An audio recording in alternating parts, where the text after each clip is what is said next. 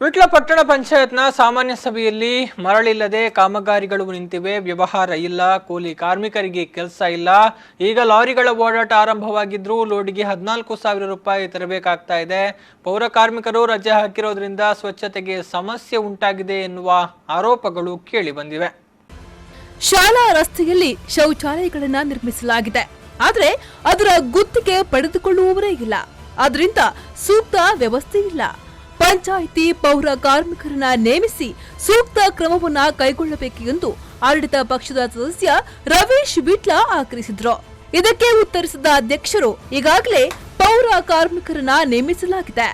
ಪ್ರಸ್ತುತ ಕಾರ್ಮಿಕ ಅನಾರೋಗ್ಯದಿಂದ ಬರಲಿದ್ದು ಒಟ್ಟು 5 ಕಾರ್ಮಿಕರು ರಜೆಯಲ್ಲಿದ್ದಾರೆ. ಈ ಬಗ್ಗೆ ಅರ್ಹರನ್ನ ನೇಮಕ ಮಾಡಲಾಗುವುದು ಎಂದು ಭರವಸೆಯನ್ನ ನೀಡಿದರು. ಆಮೇಲೆ ಸದಾಶಿವ ಕೊಟ್ಟು ಈ ಸದಾಶಿವ ಈಗ 1 ವಾರದಲ್ಲಿ ರಜೆ ಮಾಡಿ ಅವನಿಗೆ ಸಿಗ್ತಾ ಇಲ್ಲ, ಹಾಗೆ 3 ಜನ ನಾವು ಚೇಂಜ್ ಮಾಡಬೇಕು. 3 ಜನ ಚೇಂಜ್ ಸ್ವಲ್ಪ ಒಳ್ಳೆ ಕೆಲಸ ಮಾಡೋದು ಕೆಲಸ. ಇನ್ನು ಮಂಜುನಾಥ ನಮ್ಮ ಮನೆಯಲ್ಲಿ ಅವರಿಗೆ ಆಗಾಗ ತಲೆದಿರ್ಬೇಕು, ಅವ್ರು ಬೀಳುತ್ತಾರೆ, ಅದು ಸಮಸ್ಯೆ ಆಗಿದೆ. ಇಲ್ಲದ್ರೆ ಸ್ವಲ್ಪ ನಮ್ದೆಲ್ಲ ಈಗ 1 ವಾರದ ಸಮಸ್ಯೆ ಸರಿ ಮಾಡ್ತಾರೆ.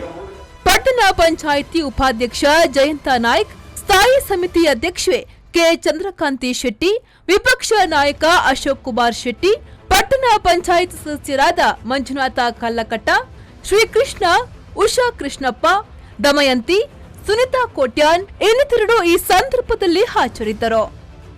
ಮಹಮ್ಮದ್ ಅಲಿ, ವಿ4 ನ್ಯೂಸ್ 24/7 ವಿಟ್ಲ.